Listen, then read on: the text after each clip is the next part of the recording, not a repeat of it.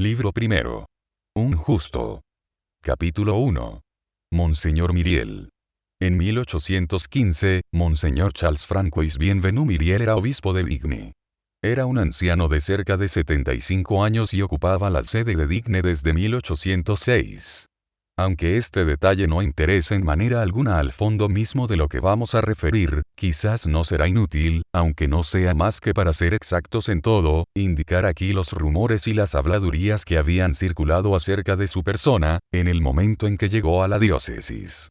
Verdadero o falso, lo que de los hombres se dice ocupa en su vida, y sobre todo en su destino tanto lugar, como lo que hacen. Monseñor Myriel era hijo de un consejero del departamento de Aix, nobleza de toga.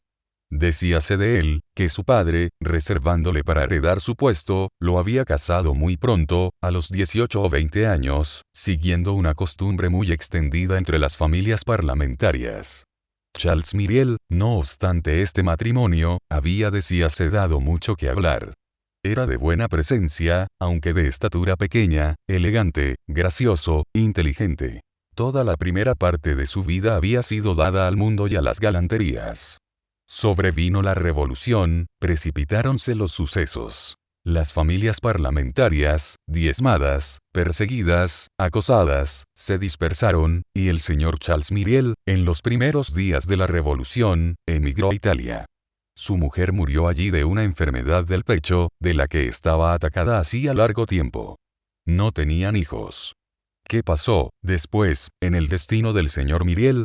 El hundimiento de la antigua sociedad francesa, la caída de su propia familia, los trágicos espectáculos del 93, más espantosos aún quizá para los emigrados, que los veían de lejos con el aumento que les prestaba el terror, hicieron germinar tal vez en su alma ideas de renuncia y de soledad.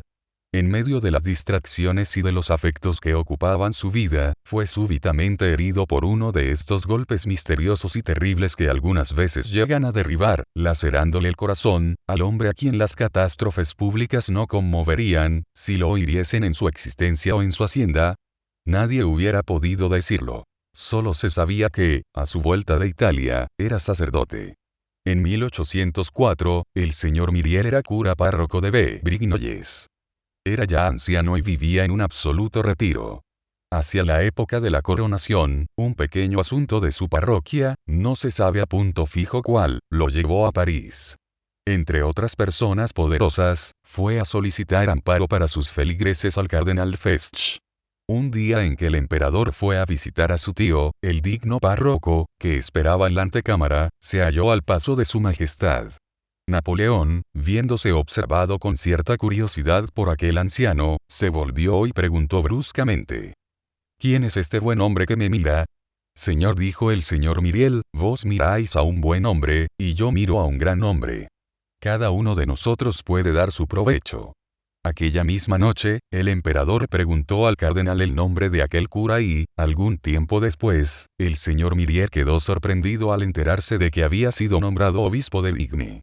¿Qué había de verdad, por lo demás, en las habladurías que se hacían sobre la primera parte de la vida de Monseñor Myriel? Nadie lo sabía. Pocas familias habían conocido a la de Myriel, antes de la revolución. Monseñor Myriel debía sufrir la suerte de todos los recién llegados a una pequeña ciudad, donde hay muchas bocas que hablan, y muy pocas cabezas que piensan. Debía sufrirla, aunque fuera obispo, y precisamente porque era obispo.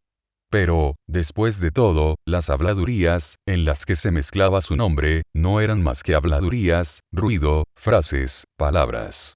Menos aún que palabras, palabrerías, como se dice en el enérgico lenguaje del mediodía. Sea como quiera, tras 9 años de episcopado y de residencia en Digne, todas estas murmuraciones, temas de conversación que ocupan en los primeros momentos a las pequeñas ciudades y a las gentes pequeñas, había caído en un profundo olvido.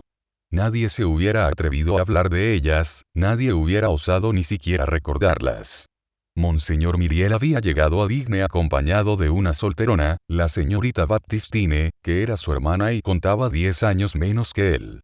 Por toda servidumbre, tenían una criada de la misma edad que la señorita Baptistine, llamada la señora Magloire, la cual, tras haber sido la sirvienta del señor cura párroco, tomaba ahora el doble título de doncella de la señorita llama de llaves de Monseñor. La señorita Baptistine era una persona alta, pálida, delgada, dulce. Realizaba el ideal de lo que expresa la palabra respetable. Pues parece ser necesario que una mujer haya sido madre, para ser venerable. Nunca había sido bonita. Su vida, que no había sido más que una serie ininterrumpida de buenas obras, había acabado por extender sobre su persona una especie de blancura y de claridad. Y, al envejecer, había adquirido lo que podría llamarse la belleza de la bondad. Lo que en su juventud había sido flacura, en su madurez se había convertido en transparencia. Esta diafanidad dejaba ver al ángel. Era más bien un alma que una virgen. Su persona parecía hecha de sombra.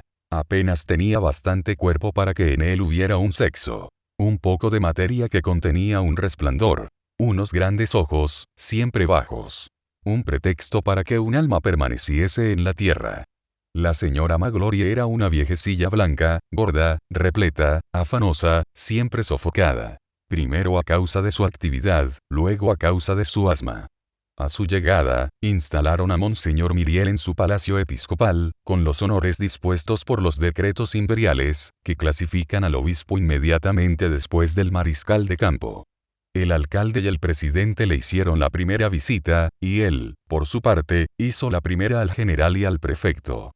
Terminada la instalación, la población esperó ver a su obispo ponerse a trabajar.